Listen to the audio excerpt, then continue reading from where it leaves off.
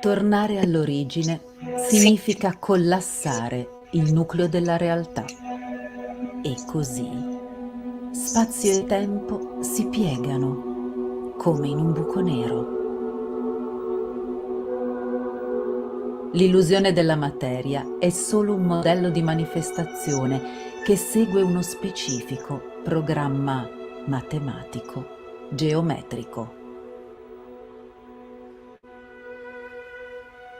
Ritorno all'origine, dove il futuro e il passato si fondono, dove la struttura della realtà si manifesta in diversi mondi, in diverse dimensioni e su differenti densità. Il futuro è il passato e il passato è il futuro. Perché il tempo è una dimensione della coscienza.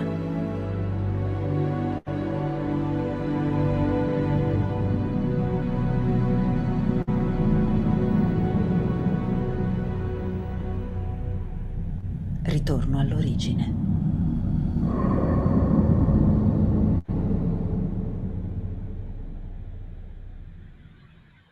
E rieccomi qua con voi, buonasera a tutti, bentornati a un nuovo appuntamento con Ritorno all'origine. Allora, sono invasa di domande perché ovviamente tutte le persone vorrebbero approfondire, vorrebbero sapere più dettagli.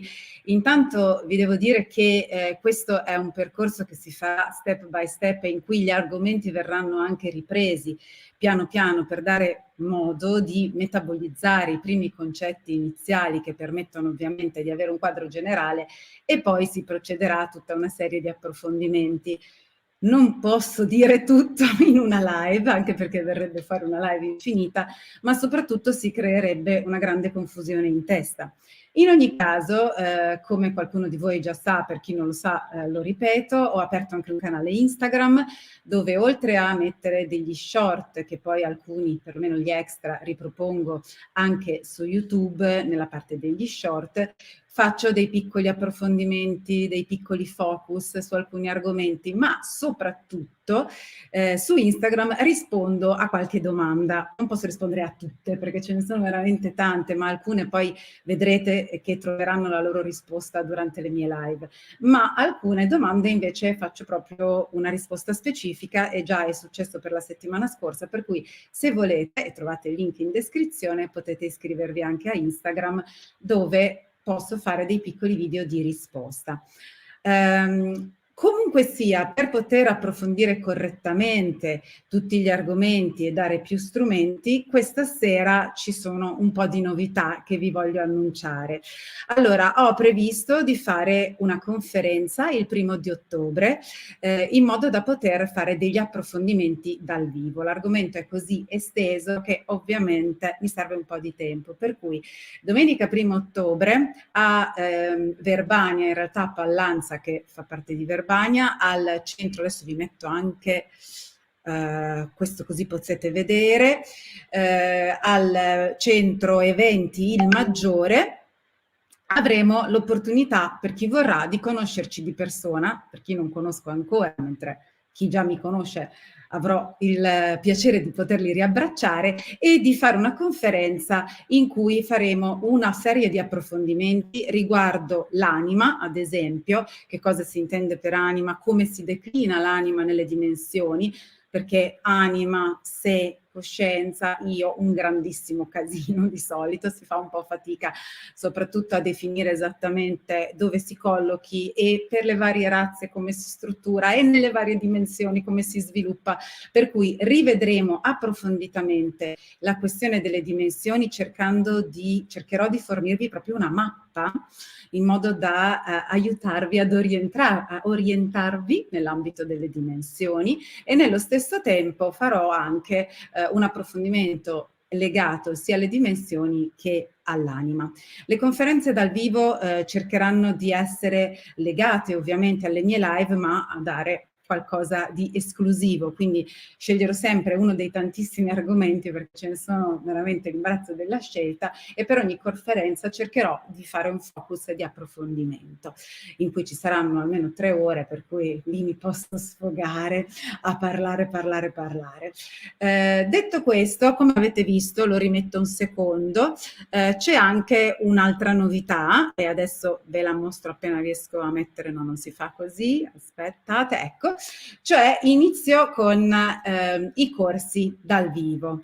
Allora, mentre la conferenza si chiama Viaggio dell'anima attraverso le dimensioni, per quanto riguarda l'aspetto dei corsi, ci saranno 2 corsi base identici, uno fatto a Treviso, comunque nell'area di Treviso, e uno nell'area di Novara, 2 polo est e polo ovest, nel weekend, sabato e domenica, 14 e 15 ottobre a Treviso, come vedete, e 4 e 5 novembre a Novara. Ovviamente poi si ripeteranno, ma per ora iniziamo con questi 2. Vi informo che la partecipazione è a numero chiuso perché per quanto riguarda questo tipo di corsi che si chiamano Ritrovare le antiche memorie del sé, le antiche memorie del sé è anche il sottotitolo di Back to the Origin, perché per me, come già vi ho detto, è importante poter condividere gli strumenti per recuperare la propria connessione al sé, recuperare la possibilità di riattivare i filamenti di DNA e quindi potersi riappropriare delle proprie capacità, ma anche della verità. Perché io posso raccontarvi tante cose su questo canale, ma è importante offrire a voi lo strumento vostro individuale per poterle verificare, controllare, raggiungere certe informazioni anche da soli, senza bisogno che ci sia io a raccontarvelo. Ovviamente inizialmente questo è più semplice perché implica solamente l'ascolto, ma volete mettere la soddisfazione di riuscire da soli, attraverso il vostro sé, ad avere le risposte che cercate, ad essere guidati nella vita, a riuscire a manifestare le cose che volete. Allora, per questo è nato il corso. Il corso base in un weekend è esperienziale, personale, e questo è il motivo per cui il numero deve essere ridotto, perché le persone in questo caso saranno prese per mano, ognuno ha la sua storia, ognuno ha il suo percorso, e quindi ci sarà tutta una parte in cui io cercherò di inquadrare gli argomenti e collocarli all'interno del quadro che stiamo delineando nelle mie live, ma nello stesso tempo ci sarà un altro relatore che è la persona che ha permesso a me di connettermi e che agevolerà la strada, diciamo aprirà la strada e toglierà gli ostacoli per permettere a voi di fare esattamente quello che sono riuscita a fare io recentemente. E questo è estremamente entusiasmante per me poterlo proporre ed importante perché, come sempre ho detto, Back to the Origin non è solo un bell'insieme di informazioni che per molti suonano particolarmente vere, anche se destrutturanti rispetto a tutta la realtà che siete abituati ad ascoltare. Intanto vedo Giovanni che dice dove sarà. Allora, perché hai iniziato a metà della live probabilmente, allora aspetta. Allora, eccolo qua. Per quanto riguarda la conferenza del 1° ottobre a Verbania, poi comunque pubblicherò a brevissimo su Telegram tra qualche minuto le locandine, per cui se siete sul mio canale Telegram vedrete tutto. Mentre invece il corso base, ci sarà un corso base a Treviso e un corso base a Novara, o comunque nella provincia di Treviso e di Novara. Uno il 14 e il 15, quello di Treviso, ottobre, e il 4 e il 5 novembre a Novara. Per iscriversi potete vederlo anche sulla locandina, ma lo troverete anche in descrizione di questo video e lo troverete poi anche su Telegram. Dovete mandare una mail a info@backtotheorigin.org, più facile di così si muore. Ok, allora questo giusto per darvi le novità di approfondimenti, perché tutto si muove, si sta andando avanti, è importante dare l'opportunità di ricollegarsi al proprio sé, di ritrovare le proprie potenzialità, ma mi rendo conto che questo tipo di esperienza non ha eguali, perché io nel momento in cui l'ho sperimentata ha stravolto totalmente il mio modo di sentire e percepire la realtà e anche di muovermi all'interno della realtà. Cambia non solo il grado di consapevolezza, ma proprio la visione generale. Io ho cercato per tanto tempo una cosa del genere, ma non l'avevo mai trovata. E quindi, siccome sono riuscita a trovarla adesso, ovviamente mi precipito a cercare di condividerla con chi vorrà. Ok, detto questo, comunque, prendiamo, ci sono tante domande, ma ho visto che c'è una domanda, aspettate che torno qua, eccola qua, interessante, di Doris. Intanto ciao Doris, ti abbraccio forte forte. Doris è una persona che ho conosciuto nelle vacanze Metamorfosi di Ischia, è sempre un piacere rivederti anche solo in chat. Allora lei chiede, ho un dubbio, c'è chi sostiene che in principio era il pensiero e non il suono. Tu cosa ne pensi? Grazie. Allora, vediamo. In principio era il pensiero, in principio era il suono, il dibattito. Allora, io ho parlato del suono perché, se vi ricordate, ho detto che ci sono all'interno della matrice temporale una serie di dimensioni, una serie di densità e di livelli. Ma oltre la matrice temporale, quindi stiamo parlando di una realtà che va al di là dello spazio e al di là del tempo. Ho parlato di matrice energetica. Questa matrice energetica, che non è più spaziale e temporale, perché non è ancora nata la matrice, quella tipica come posso dirvi, la matrice tipica, proprio quella del tempo, quella che struttura la materia e struttura anche lo spazio, abbiamo la matrice energetica dei campi sonori primordiali, così vengono chiamati.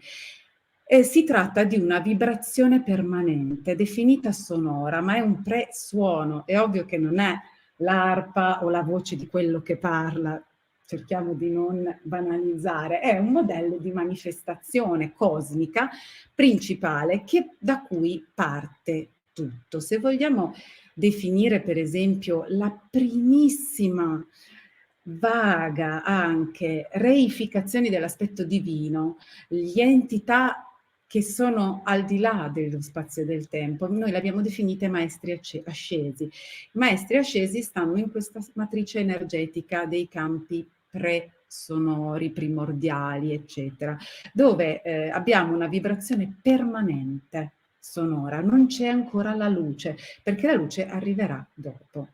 Allora, parlare di creazione attraverso il pensiero è una strada che può essere scivolosa, quindi è il pensiero che crea anziché il suono. Il suono come campo primordiale di vibrazione è legato al sentire, non al pensare. E questa è una differenza enorme e molto importante da comprendere, perché il nostro cervello, seppure ha un sacco di funzioni super fighe, è in sostanza un traduttore, è un traduttore di percezioni, decodifica le percezioni. Questo fa. E chiunque abbia un cervello, che sia un umano, che sia un mezzo clone, che sia un ibrido, che sia un'entità vuota senza anima, che sia quello che volete, il cervello ce l'ha. Non per questo è un creatore, ovviamente. L'aspetto che crea è un aspetto superiore ed è l'aspetto del sentire. Quando si dice che in principio la creazione nasce dall'amore e ogni creazione è amore, nasce dall'amore, l'amore secondo voi è un pensiero o un sentire? Capite che scivolare da un concetto all'altro è piuttosto semplice perché ovviamente noi siamo abituati a ipervalutare l'aspetto del pensiero, ma è un grande errore perché il sentire crea, il sentire fa la differenza e nel momento in cui per chi lo farà un'esperienza di riconnessione, di ritorno all'origine delle proprie potenzialità, scoprirà che quello che cambia è il sentire. Non cambiate modo di pensare. I vostri pensieri restano pressoché uguali, il vostro modo di ragionare pure, ma quello che farà un'enorme differenza sarà il vostro modo di sentire la realtà, rapportarvi alla realtà, percepirla, ma proprio sentirla interiormente. Poi il cervello fa una sua elaborazione, elabora i dati, eccetera, eccetera. È questo quello che crea. Ed è esattamente questo quello che nel momento in cui fate un'esperienza in cui venite liberati, diciamo così, da certe convinzioni che fanno parte del pensiero, che comunque vi condizionano e vi condizionano anche i vissuti. Venite liberati da certi tipi di condizionamenti o programmazioni, scoprirete che cambia improvvisamente, ma improvvisamente, come lo schiocco delle dita, il sentire. Per cui è estremamente importante non sopravvalutare l'aspetto del pensiero, che ovviamente a chi ci governa piace molto sempre portarci fuori strada in modo da far sì che non acchiappiamo mai le chiavi giuste per la nostra liberazione, ma in realtà la nostra liberazione avviene attraverso il sentire e la strada creativa è quella proprio del sentire. Si crea attraverso la modifica del sentire, attraverso quello che sentite, non quello che pensate, anche perché quello che pensate è altamente contaminato da tutta una serie di manipolazioni, di entità, di strutture, anche imposte dall'esterno, e più avanti in questa live lo vedremo, e soprattutto quello che pensate tendenzialmente è quasi sempre scollegato dal vostro sé. Imparerete che collegandovi al sé non avrete più bisogno di fare un pensiero, perché la comunicazione arriverà attraverso qualcosa di molto più simile a un sentire. Questo ovviamente va sperimentato. Ok, allora detto questo, vi devo anche fare un'altra specifica, perché è importante dirvi che questo tipo di strada modifica totalmente la vostra visione della realtà e la modificherà anche la vostra, così come ha modificato la mia. Per me è stato importante, tra le altre cose, perché sono una ricercatrice, chiedere verità. Verità che si manifesti in testimonianze, verità nelle informazioni, verità negli atteggiamenti delle persone, della struttura del mondo che ci circonda. E siccome siamo veramente attorniati da menzogne, la cosa importante è riuscire a distinguere, e spesso non è così semplice. Anche per le persone più intuitive, anche per le persone che cominciano a bazzicare un po' con i propri aspetti più elevati, più ultradimensionali, multidimensionali, è facile venire ingannati. E questo ve lo dico per esperienza, perché è capitato anche a me. E per fortuna però, nel momento in cui uno riesce a trovare la strada di riconnessione, nel momento in cui sceglie, e questo è importante, lo dicevo anche in chat, la scelta non è mai scontata e non può essere data per scontata. È importante che le persone decidano e dichiarino quello che vogliono, quello che desiderano. E io ho scelto potentemente anche verità, verità di manifestazione, verità palese nella realtà, nelle informazioni, in tutto. E questo ha creato tutta una serie di informazioni, eventi, delle dinamiche. Vedrete che è curioso come il sé si manifesta nella vostra vita, soprattutto all'inizio. Vi parla, sì, tramite dei sentire, ma a volte se voi chiedete quelle che vengono chiamate testimonianze, vi arrivano le prove di quello che magari è stato un vostro insight, una vostra sensazione, perché dovete imparare anche a fidarvi, come ho detto altre volte, solo attivando e riconnettendosi al sesto filamento di DNA si ha un vero dialogo con il proprio sé. Inizialmente si è un po' guidati e prima ancora si è appena riconnessi, è un percorso a tappe. Durante tutto questo io ho avuto una di queste grandi diciamo così, rivelazioni che riguardano i video che io ho pubblicato sul mio canale di 3500 anni sul vostro pianeta, cronache di un alieno. La mia richiesta di verità, ho ottenuto le informazioni che sono in grado di esplicitare chi realmente o cosa realmente fosse Yahweh. Questo ovviamente ha lasciato me, e lascerà probabilmente anche voi, un po' sconcertati, ma nel momento in cui si chiede verità è anche importante saperla accettare, perché altrimenti ovviamente non serve assolutamente a niente.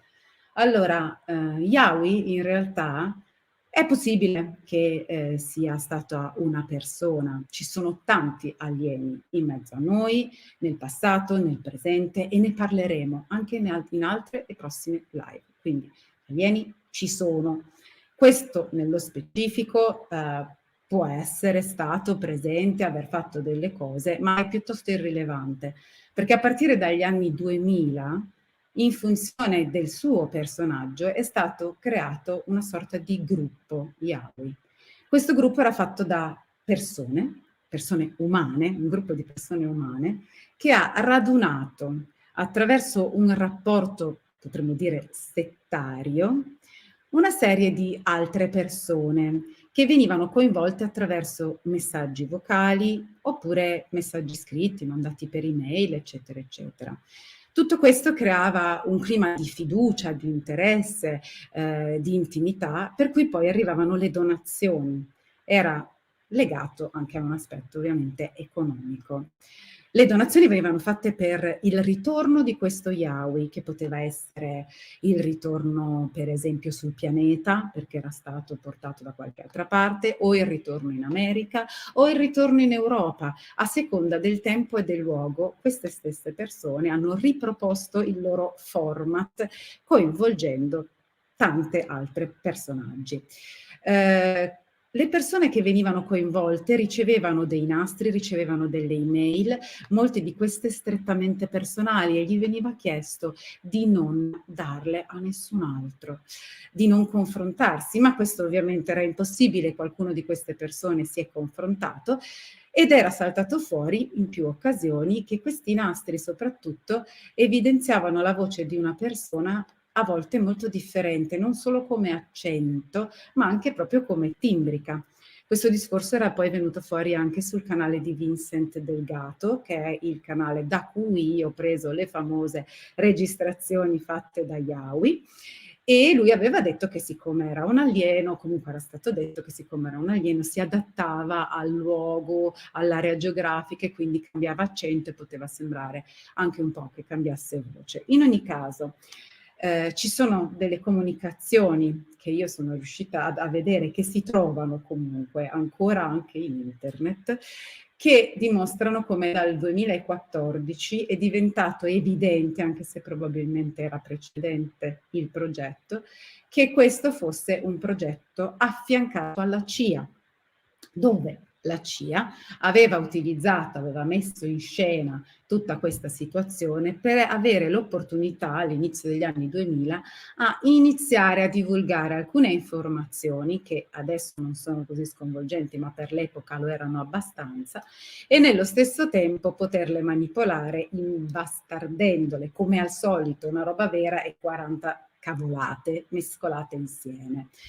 Poi questo poteva servire a essere riesumato a seconda dell'agenda, diciamo così, della Cabala. Sapete benissimo che c'è l'idea di proporre lo sbarco alieno con gli alieni buoni che vengono a salvarci. Ecco, per esempio Yahweh poteva funzionare perfettamente, o potrebbe funzionare perfettamente, non lo so, o per altre motivazioni. In ogni caso, ovviamente, a me questo discorso, come potete immaginare, non è affatto piaciuto. Ho confrontato poi anche con altre fonti, ho trovato altre conferme. Non vi nascondo che io l'ho sentita come vera questa cosa, l'ho proprio percepita nettamente, soprattutto adesso che sono riuscita a fare questo switch dentro di me. Ma ho ancora chiesto verità palese e ho ancora chiesto testimonianze, e noterete che ha dell'incredibile, ma nel momento in cui voi lo fate, queste conferme vi arrivano. Quindi, dopo che ho ricevuto anche numerose altre conferme, a questo punto io ho deciso di dissociarmi completamente, ovviamente, da tutto il discorso yaoi e di eliminarlo dal mio canale. Questo è il motivo per cui qualcuno già oggi si è accorto che non sono più presenti quei video sul mio canale. Io decido di dissociarmi ed eliminare tutto quello che riguarda un progetto di manipolazione delle persone, un progetto in realtà fortemente legato anche al discorso New Age, con il quale non voglio avere nulla a che fare. È vero che io ho fatto comunque delle live di commento dove l'ho utilizzato come spunto. Chi si ricorda, chi mi ha seguito, sa che non l'ho mai definito qualcosa che doveva essere oro colato, ma poteva essere utile per degli spunti. Ma da lì a sapere che è un progetto in cui è coinvolta anche la CIA di manipolazione del collettivo, questo non mi piace per niente, in cui siano state coinvolte persone consapevoli e inconsapevoli, e qualcuno ci ha creduto, e ovviamente era un sistema fantastico perché questi davano energia, davano soldi, davano attenzione, davano di tutto per salvare un personaggio fittizio e ipotetico che raccontava a loro un sacco di balle così che potessero essere fuorvianti. Ecco, questo mi serve per spiegarvi esattamente qual è la motivazione della mia dissociazione totale da tutto il discorso di yaoi, e per coerenza scoprirete che nel momento in cui riuscite a riconnettervi con il vostro sé, la coerenza diventa qualcosa che vi pervade in maniera naturale. Non potete fare diversamente da così, e quindi non c'è alcuno sforzo in questo. È semplicemente la manifestazione di quello che siete.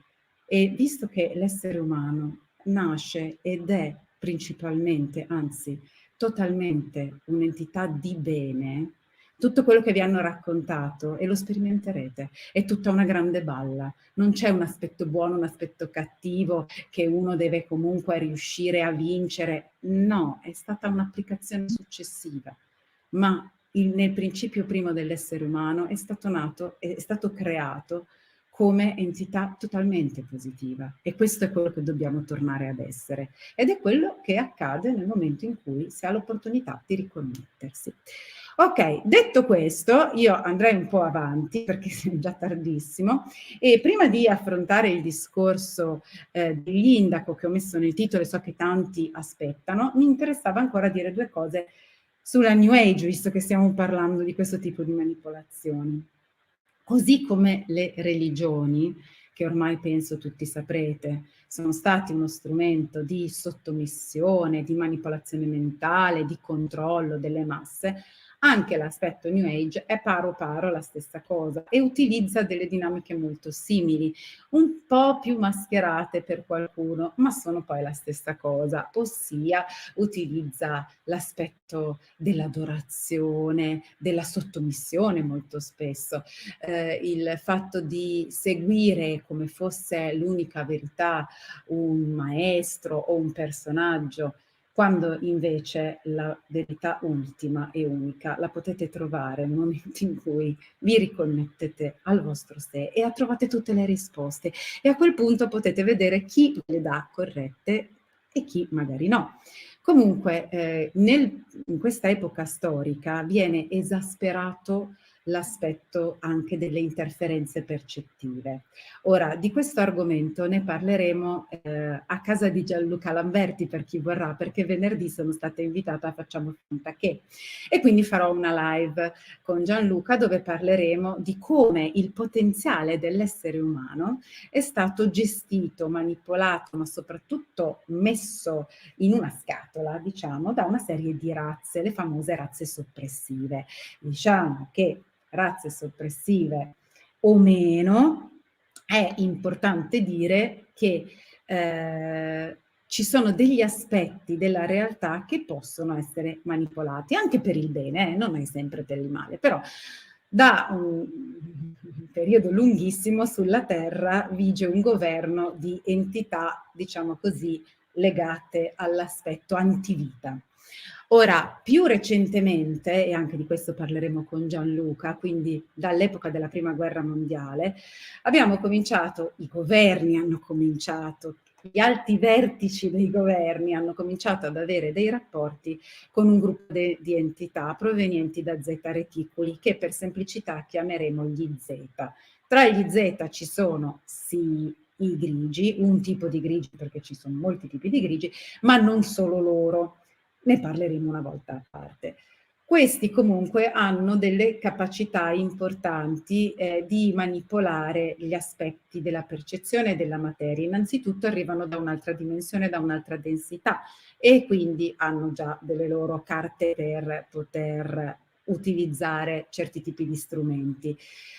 Ma nello stesso tempo le loro capacità e le loro caratteristiche sono state messe al servizio dei governi, o sono stati coinvolti i governi per creare una sorta di lavaggio del cervello collettivo, che è quello che oggi nessuno si stupisce che esista, anche se non abbiamo ancora capito, secondo me, la maggior parte di voi non ha ancora compreso qual è il meccanismo, anche perché il meccanismo è piuttosto complicato.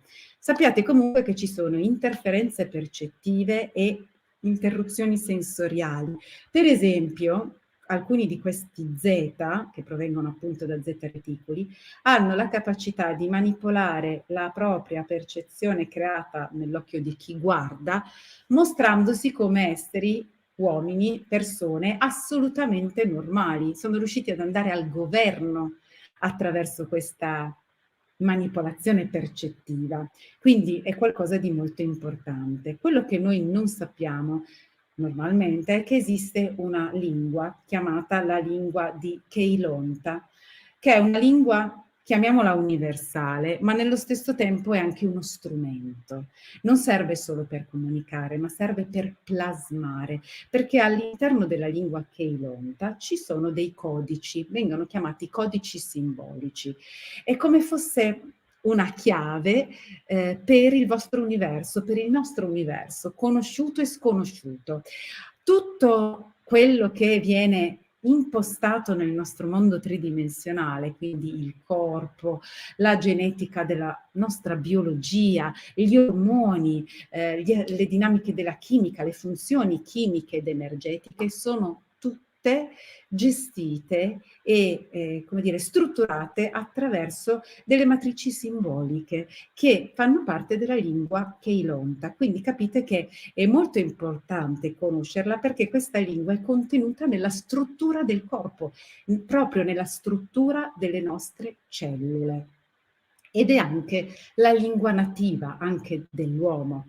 Ora, siccome ogni molecola del nostro corpo contiene questa chiave simbolica, se qualcuno è in grado di utilizzarla, come gli zeta, non ci sono solo loro, c'è anche chi la usa a scopi positivi comunque, chi è in grado di comunque utilizzarla ha uno strumento potentissimo per manipolare la percezione, manipolare la manifestazione e anche trasmettere dei significati.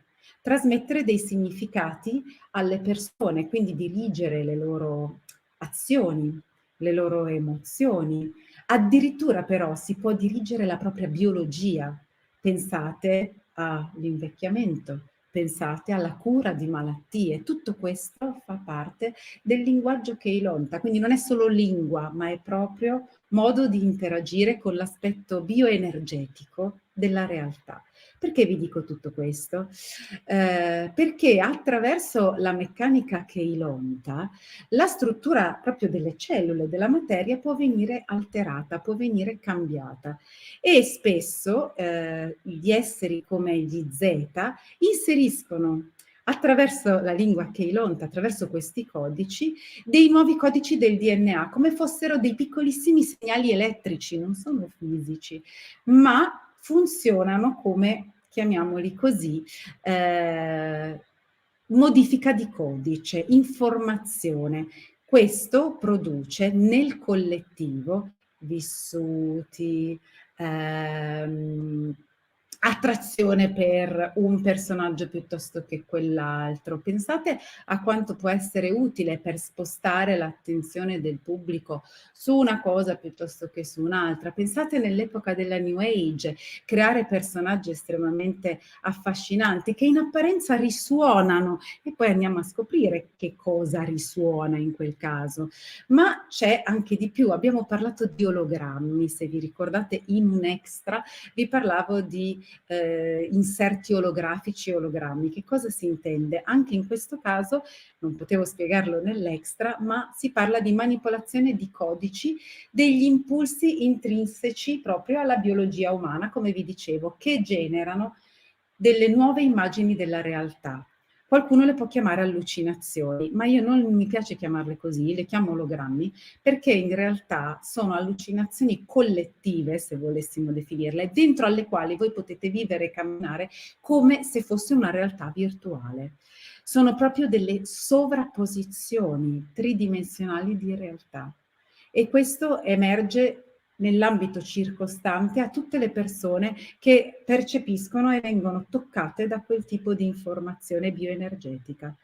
Questo può cambiare il passato, può cambiare i ricordi o può cambiare la situazione del presente, può cambiare quello che il mondo sta guardando, facendogli vedere qualcosa che è molto più simile a quello che potrebbe accadere se vi metteste degli occhialini o una macchina per la realtà virtuale addosso e quindi avreste la sensazione di vivere in quella realtà, ma non lo è.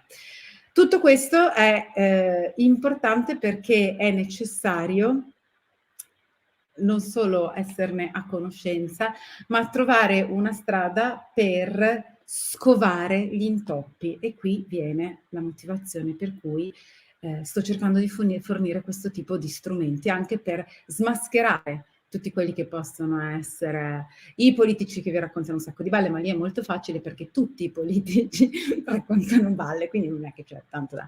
Ma anche nell'ambito di altre realtà, ci sono a volte persone molto vicine a noi che ci danno la sensazione di avere un certo tipo di intenti e poi scopriamo che invece magari nel tempo ne avevano tutti altri. Quanti di voi sono stati manipolati, sono stati sfruttati, sono stati vampirizzati senza accorgersene, senza accorgersene, fino a che sono arrivati al punto che poi non sapevano più come fare a liberarsene perché i lacci e i legami erano troppo forti. Ecco, tutto questo è il percorso di ritorno all'origine, di recupero delle antiche memorie, di recupero del sé. Liberarsi da tutto questo è possibile. Ovviamente io vi fornirò strumenti e indicazioni, ma concretamente chi lo metterà in atto sarà la persona che ha permesso a me di farlo perché ha una grandissima esperienza e non potrei farlo io per voi, perché non sono ancora in grado, magari un giorno questo arriverà, ma devo farmi un pochino le ossa. Allora, detto questo, non voglio dilungarmi troppo, ma questa questione dei programmi e degli inserti olografici è stata concordata con alti livelli del governo, viene messa in atto e uno dei progetti è proprio quello di utilizzarlo su larga scala, su piccola scala è già stato fatto nella New Age, per coinvolgere sempre più gente, ovviamente apparizioni e vari fenomeni, anche per esempio di UFO che vengono visti, sono legati a questo. Il fenomeno UFO però lo tratteremo, è molto più complicato perché ci sono veri UFO che vengono visti, UFO finti che sono olografici, UFO creati dai nostri governi che non ce lo dicono ma li abbiamo fatti noi, molto terreni, fenomeni di interferenza di altre dimensioni che nel momento in cui arrivano nella nostra realtà assumono una forma differente da quella di partenza, errori, quindi sbagli o concomitanze, oppure fenomeni energetici particolari che creano nel nostro pianeta delle manifestazioni, per esempio i fulmini globulari. Fulmini globulari di cui sappiamo molto poco, sono in realtà l'evidenza di qualcosa che si sta in quel momento sta entrando in collisione o in contatto con la nostra dimensione, ma proviene da un'altra dimensione. Anche di questo ci sarebbe da parlare una vita. Ma Arriviamo a parlare, anche perché è tardissimissimo, arriviamo a parlare degli indaco, dei famosi bambini indaco, altro argomento fortemente trattato dalla New Age.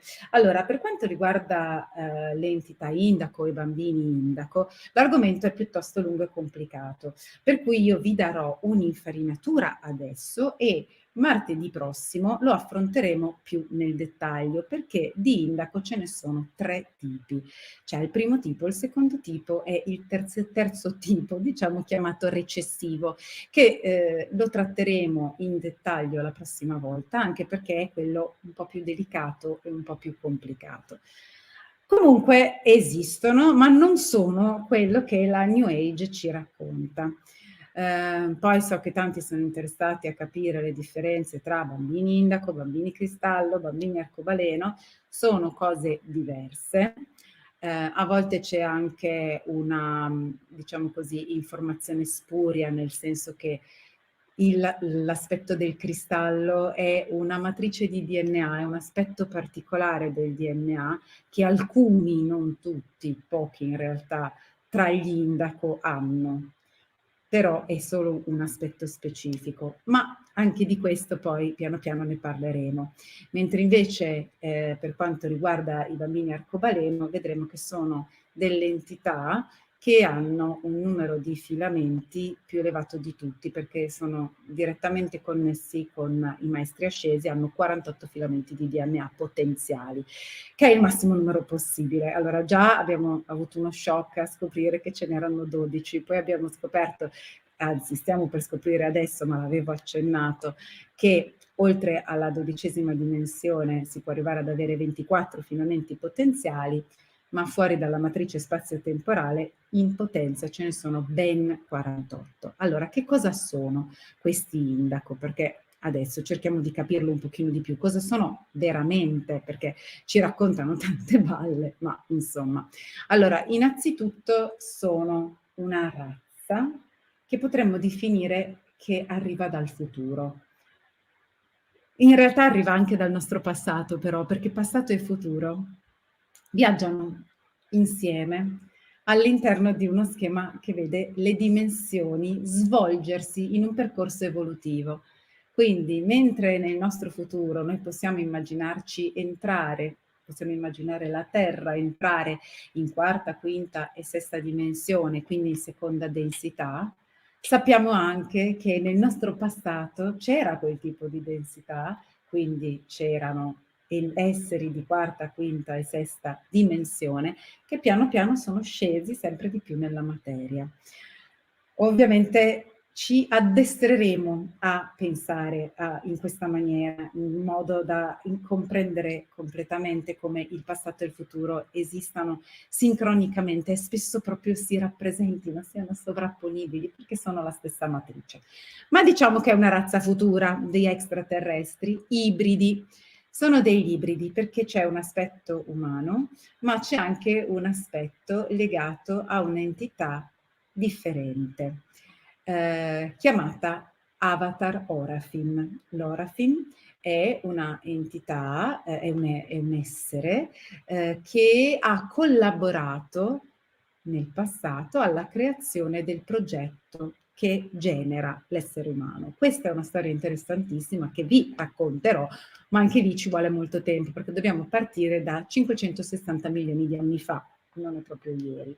In tutto questo progetto che si chiamava Turaneusiam, il Turaneusiam era un prototipo inizialmente di essere umano a 12 filamenti che doveva svilupparsi, avere questa connessione a tutti i filamenti del proprio DNA, quindi arrivare fino alla 12ª dimensione, che è quella del progetto divino, dicevamo, quella degli avatar, quella proprio della prima manifestazione di forma, e essere il guardiano protettivo della Terra e di Tara per le dimensioni quarta, quinta e sesta, quindi per l'universo di seconda densità.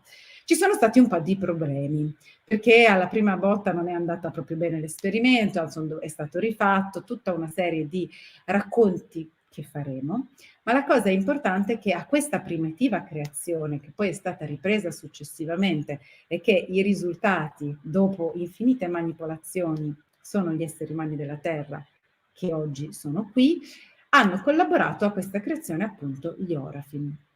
L'avatar Orafim ha uno stretto collegamento comunque con i livelli superiori, quindi il livello dei Rishi o il livello dei maestri ascesi.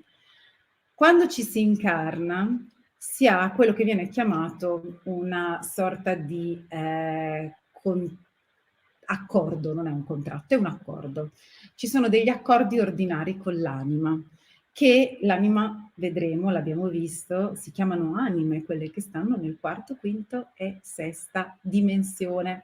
Quindi quell'aspetto di voi che sta lì si accorda anche poi proprio con la famiglia, con i genitori potenziali, per avere una sorta di percorso. Sono gli accordi ordinari dell'anima. Quando si parla di un bambino indaco, questi accordi vengono fatti a livello o dei rishi, quindi 13, 14, 15ª dimensione, o addirittura ancora più in alto, maestri ascesi, quindi hanno un accordo e un progetto molto molto elevato. Ma un rishi, che sono quei soli luminosi, non hanno ancora una forma, o un maestro asceso che addirittura sono fuori dallo spazio-tempo, come può entrare in un corpo? Ovviamente deve fare degli step. I bambini indaco, gli esseri indaco, perché bambini, ma non è che sono sempre bambini, questi poi crescono ovviamente, entrano attraverso la sesta dimensione. Quindi la terza parte, la dimensione più estrema dell'universo di seconda densità. Vi ricordo che noi siamo in prima densità e ci sono 3 dimensioni. Dopo il mondo di Tara, la Terra si chiama Tara, nell'universo di seconda densità abbiamo altre 3 dimensioni che saranno la quarta, la quinta e la sesta. Le dimensioni, vi ho detto che sono collegate ai filamenti di DNA, motivo per cui noi dobbiamo riconnetterci e riattivare il quarto filamento prima di poter, anche come collettivo, spostarci in una densità differente nell'universo di seconda densità. Cosa succede quando un essere come questi, indaco, si incarna passando dalla sesta dimensione? Loro arrivano direttamente con 6 filamenti, per questo la sesta, attivi. E siccome ogni filamento è legato a un chakra, il sesto chakra è di colore indaco. Ecco perché così si chiamano. Bambini indaco hanno questo nome perché hanno attivi tutti i primi 6 filamenti ed entrano dalla sesta dimensione, che è l'unica che gli permette poi di passare e concretizzarsi abbastanza per poi incarnarsi. Hanno quindi già dalla nascita delle capacità, delle potenzialità e una frequenza un po' particolare, e questo fa sì che a volte ci siano proprio dei genitori scelti appositamente e che vengono, si dice, potenziati, perché è necessario fare un'integrazione fetale in modo che questi bambini possano, sul piano delle 3 dimensioni, svilupparsi e crescere e nascere. Normalmente vengono non compresi. Purtroppo il sistema medico-psichiatrico è molto pesante con questi bambini, come sempre, perché si cerca di limitare e inscatolare le loro potenzialità, ovviamente non comuni e fastidiose per il sistema, neanche a dirlo.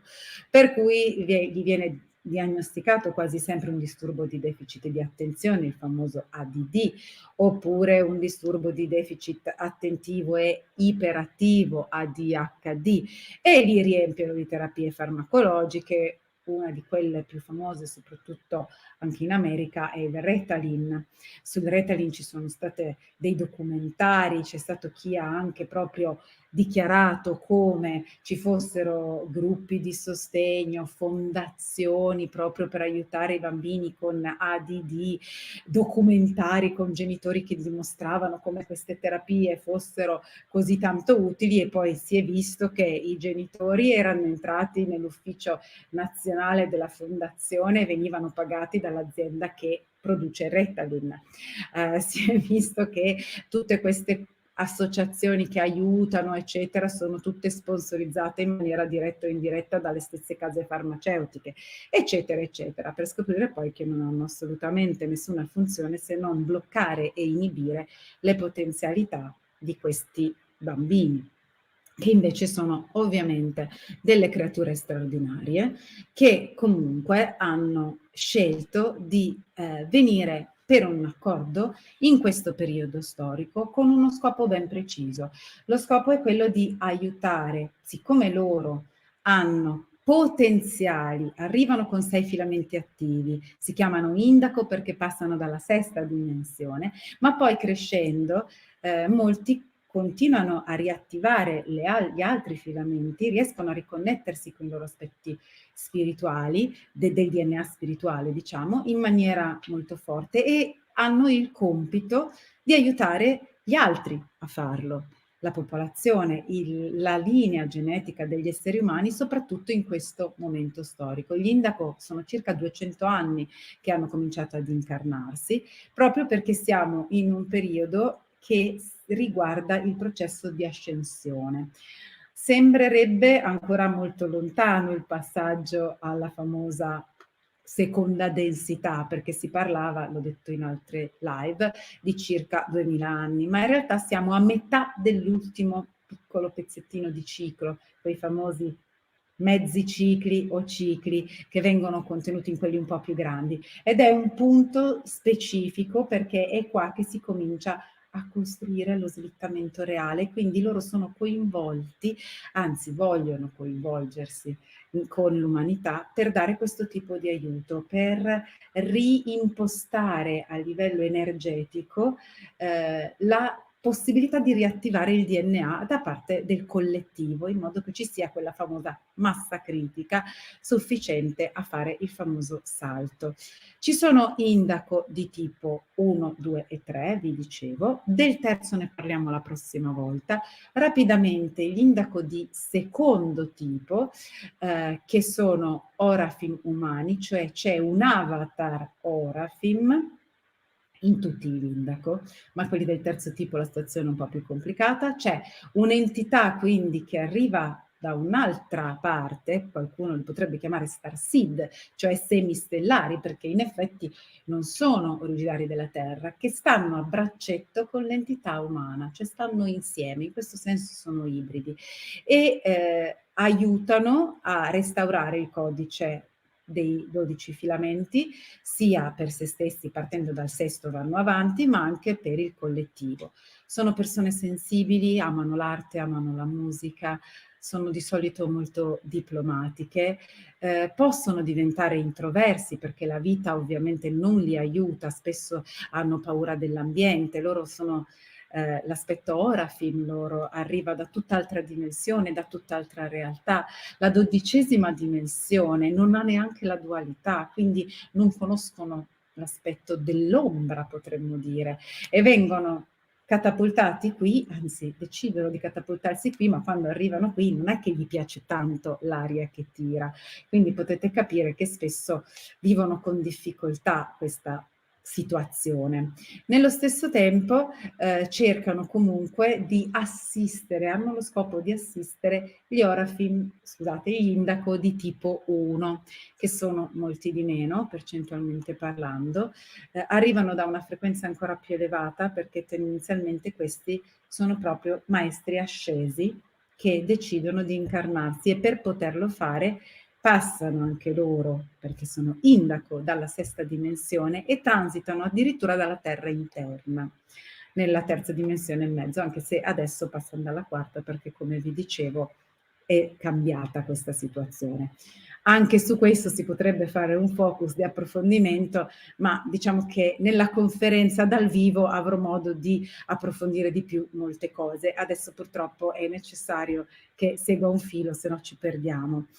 Allora, hanno questo scopo e sono persone assolutamente affidabili, apprezzano anche i legami umani, ma solo se sono protetti perché sono comunque molto sensibili. L'indaco di tipo 1, che vi dicevo ora, tipologia Orafin umano, ma che arriva direttamente dai maestri ascesi, hanno un filamento di DNA di 48. filamenti, hanno un DNA con 48 filamenti potenziali, non si possono manifestare. Vi ricordo che nella terza dimensione non si può attingere in maniera concreta e manifestare oltre a 12 filamenti. Il di più serve come attivatore, serve un po' come fosse un potenziatore, ma finché stiamo qui non si possono né vedere né percepire né utilizzare realmente, perché se un'entità con 48 filamenti li manifestasse, brucierebbe tutto, scomparirebbe. Non è la struttura dell'universo di densità 1, ma anche di densità 2, 3, 4, lo vedremo, non è in grado di reggere tutto questo. Comunque loro li hanno e questo è molto importante, perché sono entità che grazie a questo, anche se si incarnano con i famosi 6 filamenti, in un momento, molto più velocemente degli altri, hanno la possibilità di accedere fino al 12° con grande velocità, e quindi dimostrano delle abilità psichiche molto, molto più avanzate degli altri, hanno capacità di manifestazione diretta. Di solito per poter entrare in un corpo avviene questo dove quando l'umano, non alla nascita come gli altri indaco, ma più avanti, quando l'umano ha circa da 12 a 22 anni, al massimo 33. Quindi potremmo dire che è un caso di walk-in, l'entità arriva dopo e si fa spazio per fare un percorso, per fare un progetto. Sono di solito entità con fortissimi contatti con razze antichissime, la loro famiglia dell'anima li segue e il loro aspetto più elevato li appoggia, perché stanno facendo delle opere legate non solo all'azione sugli esseri umani e sulla nostra linea genetica, ma proprio sulla griglia planetaria. Quello che accade è che c'è una modifica addirittura proprio della griglia planetaria, che funziona come fosse anche questa un'entità.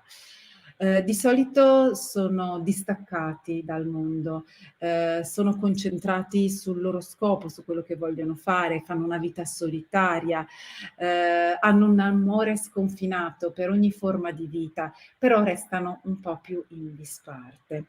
E poi abbiamo gli indaco di terzo tipo, che sono quelli più numerosi, che troviamo più spesso, che continuano ad incarnarsi e che hanno fatto un accordo particolare che gli crea delle condizioni fortemente ambivalenti, e sono quei bambini che a volte sono estremamente altruisti, sembrano degli angeli, e poi hanno invece dei momenti estremamente aggressivi, estremamente scontrosi con gli altri, di violenza, di negatività inspiegata, e non riescono a essere facilmente collocati.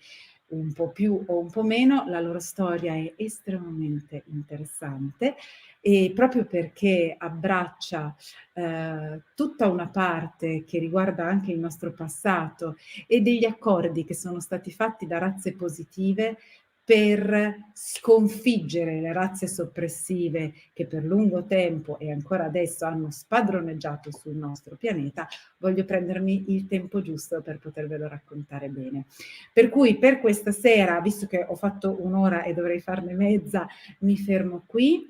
Vi ringrazio per l'attenzione, vi ricordo che ci saranno degli extra, degli approfondimenti e delle risposte alle domande su Instagram, e soprattutto ci sarà la mia prima conferenza al 1° ottobre, che è una domenica, qui a Verbania, dove vi racconterò un sacco di cose in più sulle dimensioni, sull'anima e su tanti altri argomenti interessanti. Per quanto riguarda invece la possibilità di fare i corsi e sperimentare concretamente, avete la mail in descrizione e le date le trovate su Telegram, perché ho già pubblicato il post. Un abbraccio a tutti quanti e ci vediamo presto.